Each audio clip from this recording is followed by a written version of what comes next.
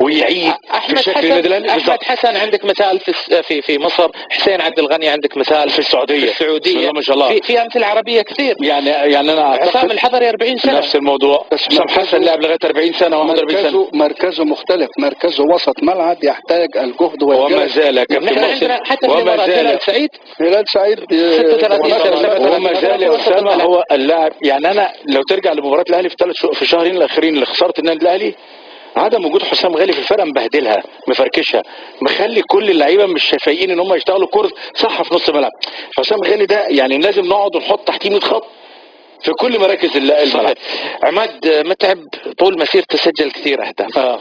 اليوم ما لعب بس سجل احلى هدف في المباراه. بتاعت حسام غالي احلى صوره في الورق. يعني المباراه لها مكاسب كثيره جدا يا اسامه. المكسب الاول اللي احنا شايفينه دوت اللقطه ديت لقطه بتؤكد ان لعيبه النادي الاهلي مهما كان، لان كان يقال عنهم عندهم حاله انقسام، وده كان خرج من المدير الفني فتحي مبروك. اعتقد ان ده يقاطع على حب لعيبه النادي الاهلي كلاعب. اللقطه الثانيه بتاعت مرتضى منصور مع محمود طاهر، اعتقد دي من مكاسب المباراه الكبيره جدا جدا جدا. صحيح. لكن كما بالله اسمح لي، هذه ثالث رابع مره احنا كنا نتابع المباراه، ثالث رابع مره زملائه يرفعوه ويعملوا به نفس الحركه هذه اللي سووها.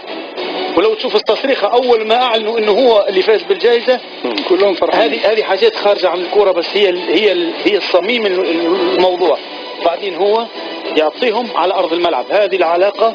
هذا الشيء نموذج بصراحه. انا نزيد على كلام خالد واتفق معه، رغم اني نحسنا فعلا، ولكن هذا حقه يا اخي، هذا حق الرجل، لابد ان نعطي حقه. انصفوه اللجنه الفنيه بعد، لانه احسن لاعب فعلا، رغم انه الحراس الاثنين ما كانوش سيئين. يعني كرامي اثر على نتيجه المباراه، تصدي الانفراد وضربه جزاء. مش عايزين نبخس حق عمر جابر. وعمر